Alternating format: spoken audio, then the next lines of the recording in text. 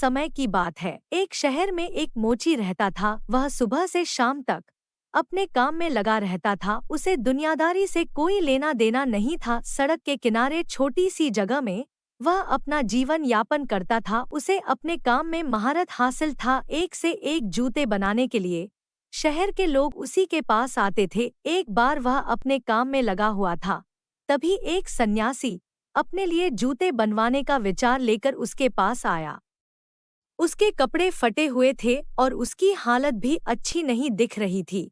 मोची ने सन्यासी से कहा, बाबा, जूतों के लिए चमड़ा तो आपको ही देना पड़ेगा, मेरे पास नहीं है। आप चमड़ा लाए हैं।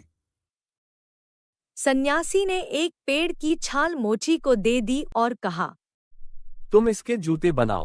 मोची ने जैसे ही पेड़ की छाल को स्पर्श किया, वह सोचने लगा कि यह तो चमड़े से भी मजबूत है। वह सन्यासी से पूछ बैठा, किस पेड़ की छाल है ये?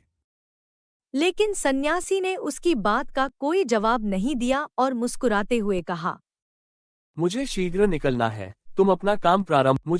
तभी मोची अपने कार्य में लग गया और कुछ घंटों की मेहनत के बाद मोची ने सन्यासी के लिए शानदार जूते बना देता है।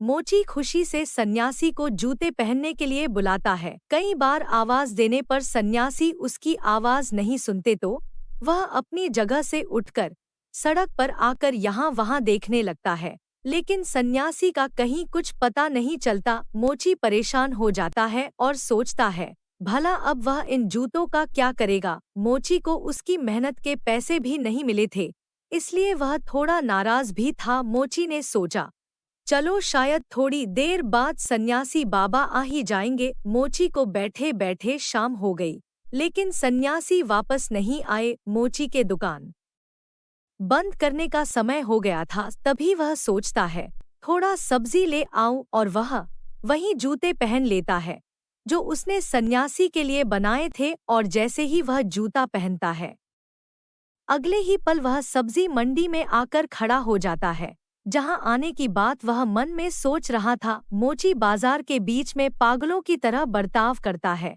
क्योंकि उसे यह बात बहुत अजीब लग रही थी कि वह इतनी जल्दी यहाँ कैसे पहुंचा। वह सोचता है कि उसे तो सड़क के किनारे होना चाहिए, और अगले ही पल वह सड़क के किनारे खड़ा नजर आता है। अब मोची का दिमाग चलना शुरू हो जाता है। उसे समझ में आना लगता है, हो न हो ये जूतों का ही कमाल है, जिसकी वजह से वह पलक झपकते ही कहीं भी पहुंच पा रहा था। इस बात को साफ करने के लिए वह कई जगह मन में सोचता है और एक एक करके हर जगह पल भर में ही पहुंच जाता है।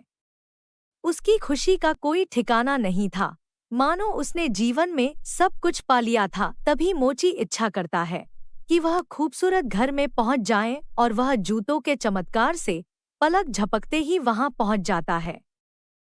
घर की सुंदरता देखकर वह खुशी से झूमने लगता है। ऐसा लगता है मानो यह घर उसी के लिए बना हो। वह डाइनिंग टेबल में रखे अखबार को उठाकर पढ़ने लगता है। तभी उसे अखबारों में दो देशों के बीच में जंग होने की खबर दिखती है, और उसके मन में जंग को पास से जाकर देखने का विचार आता है, और वह अपनी इच्छा अनुसार उस स्थान पर पहुंच जाता है जहां चारों तरफ से गोलियां चल रही होती है, बम फट रहे होते हैं।